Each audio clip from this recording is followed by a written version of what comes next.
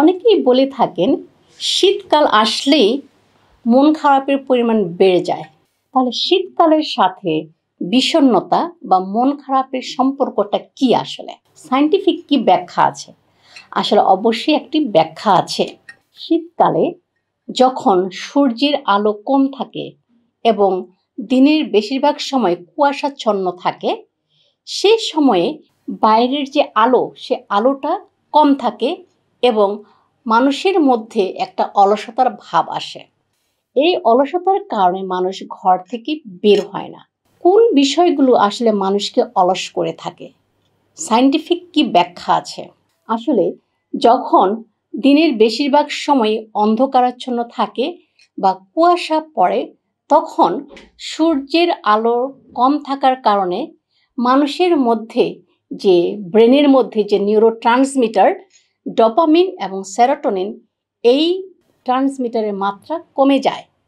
ফলে সে আর আনন্দ অনুভব করে না।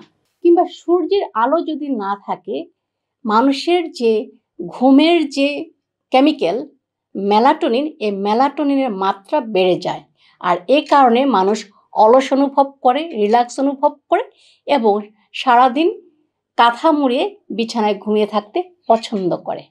তাহলে কোনো ব্যক্তি যদি দীর্ঘ সময় ঘুমায়, তাহলে সে ইনঅ্যাক্টিভ হয়ে যায়।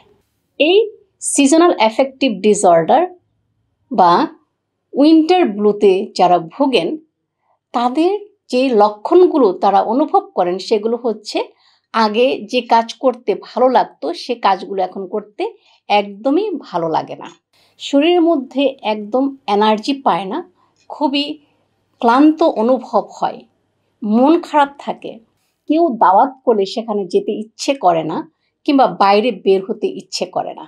এই সমস্ত লক্ষণগুলো যদি দেখেন শীতকালে, তাহলে মনে করবেন আপনি সিজনাল অ্যাফেক্টিভ ডিসঅর্ডার বা উইন্টার ব্লুতে ভুগছেন।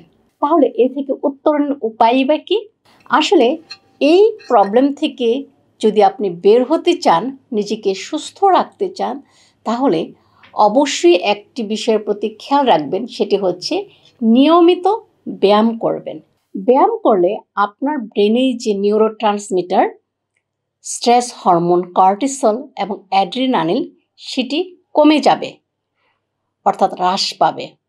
অপরদিকে আপনার পজিটিভ হরমোন ডোপামিন এবং সেরোটোনিন বেড়ে যাবে। তাই আপনি নিয়মিত ব্যায়াম করুন, কারণ এই হরমোনগুলো আপনার মুড, অর্থাৎ আপনি মন খারাপ করবেন না ভালো থাকবেন, সেগুলো নিয়ন্ত্রণ করে।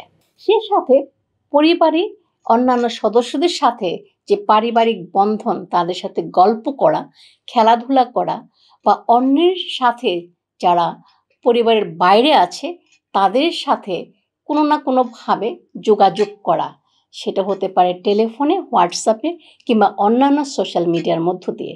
সে সাথে আপনার পছন্দের যে কাজগুলো, যেহেতু শীতকাল আপনি বাইরে বেরোতে পারছেন না, হয়তো বা পছন্দের পিঠা পুলি কিংবা খাবার রান্না করেও আপনি নিজেকে ভালো রাখতে পারেন। তাহলে আসুন, আমাদের মধ্যে কেউ যদি এই উইন্টার ব্লুতে ভুগেন কিংবা সিজনাল অ্যাফেক্টিভ ডিসঅর্ডারে ভুগেন, তাহলে তাদেরকে সহায়তা করি। ধন্যবাদ। আমাদের এই ভিডিওটি যদি আপনার ভালো লাগে, তাহলে লাইক, কমেন্ট এবং শেয়ার করুন।